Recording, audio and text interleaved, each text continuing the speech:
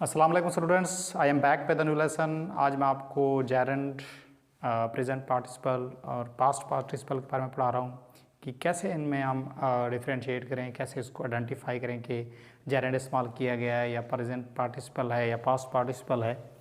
तो जब हम इस तरह की बात करते हैं कि कार चलाना, वीडियो बनाना, अगर मैं कहूँ कि आसान काम नहीं है या कार चलाना कोई आसान काम नहीं है, इंग्लिश बोलना आसान काम नहीं है, खाना पकाना आसान, मतलब जब हम कोई बात एक्शन से ज़ाहिर कर रहे होते हैं, मतलब एक्शन को ही शुरू में बयान कर रहे होते हैं, जब उसको हम ट्रांसलेट करते हैं इंग्लिश में, तो मतलब उसको हम वर्ब के साथ आईएनजी इस्तेमाल करते हैं। उसको हम ट्रांसलेट जब करते हैं तो मतलब वर्ब प्लस आईएनजी फॉर्म लगाते हैं, तो मतलब उससे सेंटेंस हम स्टार्ट करते हैं और इसे इंग्लिश में हम जेरेंड कहते हैं। और इसकी जो राइट प्रोनाउंसिएशन है वो जेरेंड नहीं है बल्कि जेरेंड, डी साइलेंट है इसमें। जेरेंड को हम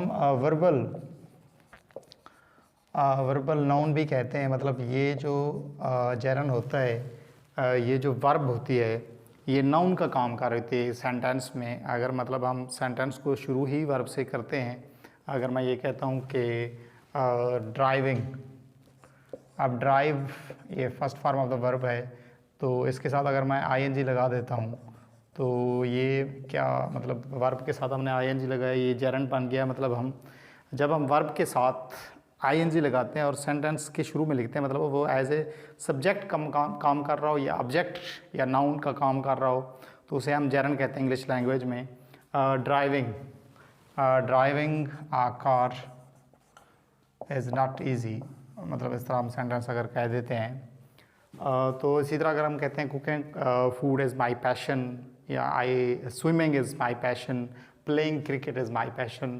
तो इस तरह के जो सेंटेंस जब हम वर्ब से सेंटेंस को शुरू करते हैं, वर्ब प्लस आईएनजी शुरू करते हैं, तो उसको हम जेरेंड कहते हैं। तो जेरेंड बनाने का तरीकाकार यही है कि first form of the verb के साथ हम उसको इस्तेमाल करते हैं आईएनजी, या ये जो मतलब जेरेंड है वो एज ए ऑब्जेक्ट भी हो सकता है, मतलब eight the end of the sentence भी होता है। जैसे अगर मैं कहूँ कि I like reading, I like swimming, तो मतलब ये भी इस तरह इसको इस्तेमाल करते हैं जेरेंड को।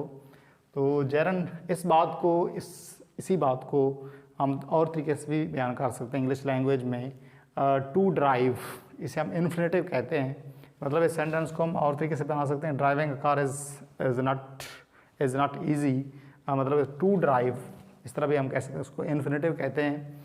तो ये इस तरह ये जो इसकी पहचान है जेरेंड की, ये as a subject at the beginning of sentence काम कर रहा होता है, या object at the end of sentence जिसे हम इस्तेमाल करते हैं उस तरह काम करते हैं। नाउन का काम करते हैं, इसलिए हम उसे वर्बल एडजेक्टिव भी कहते हैं। अगर हम प्रेजेंट पार्टिसिपल की बात करें तो ये इसको हम वर्बल एडजेक्टिव कहते हैं।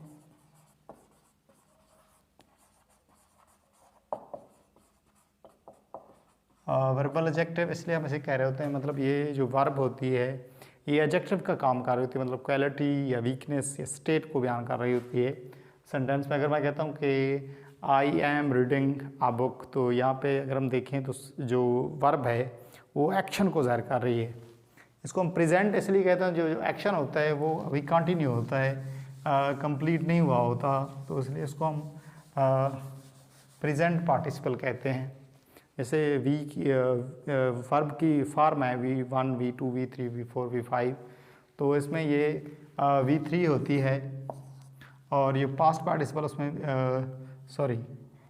इसमें V1 प्लस ING मतलब होती है, जिसे हम V4 भी कह सकते हैं। तो इसमें हम पास्ट पार्टिसिपल में हम V3 इस्तेमाल कर रहे होते हैं। तो इसमें हम अगर मैं आपको एग्जांपल दूं कि he is reading a book, या इसमें अगर हम देखें प्रेजेंट पार्टिसिपल में तो वो वर्बल एडजेक्टिव किस तरह होता है। अगर मैं कहता हूँ डेवलप्ड कंट्रीज़, तो यहाँ पे डेवलप्ड जो लफ्ज़ है वो V3 के तौर पे इस्तेमाल हो रहा है, तो इसे हम कहेंगे कि ये पास्ट पार्टिसिपल है।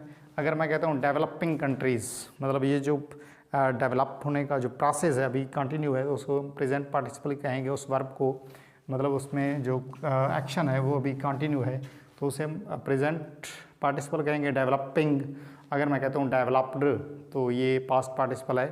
तो मतलब ये जो V4 होती है उसे हम प्रेजेंट पार्टिसिपल कहते हैं, और V3 जो वर्ब की फॉर्म है तो उसे हम कहते हैं पास्ट पार्टिसिपल। ये इनके दरमियान डिफरेंस है, यही इनका बुनियादी फ़र्क है। इन्फिनेटिव सेंटेंस वर्ब से पहले हम two plus first form of the verb लगाते हैं तो वो इन्फिनेटिव बन जाता है। अगर हम वर्ब प्लस ING लगाते हैं और उसे सब्जेक्ट या नाउन के तौर पर इस्तेमाल करते हैं तो उसे हम जरन कहते हैं। इसी तरह अगर वर्ब के साथ ING लगाते हैं उसमें हम एक्शन को अगर हम ज़ाहिर करें और हम प्रेजेंट सिचुएशन में एक्शन को ज़ाहिर करें और एक्शन जो अगर कंटिन्यू है तो उसे हम प्रेजेंट पार्टिसिपल कहते हैं। अगर एक्शन जो कंप्लीट हो गया तो उसे हम पास्ट पार्टिसिपल कहते हैं, जैसे डेवलप्ड या ब्रोकन ग्लासेस। आई सा ब्रोकन ग्लासेस, तो मतलब ये जो प्रोसेस ब्रेकिंग का प्रोसेस था वो कंप्लीट हो गया था, तो वो जो ब्रोकन है उसे हम पास्ट पार्टिसिपल कहेंगे। अगर मैं कहता हूँ आई सा हिम ब्रेकिंग ग्लास, तो ये इसमें हम ब्रेकिंग जो लफ्ज़ इस्तेमाल किया गया, जो वर्ब इस्तेमाल किए गए, ये जो ब्रेक का मतलब प्रोसेस है वो भी कंटिन्यू है तो इसे हम प्रेजेंट पार्टिसिपल कहेंगे।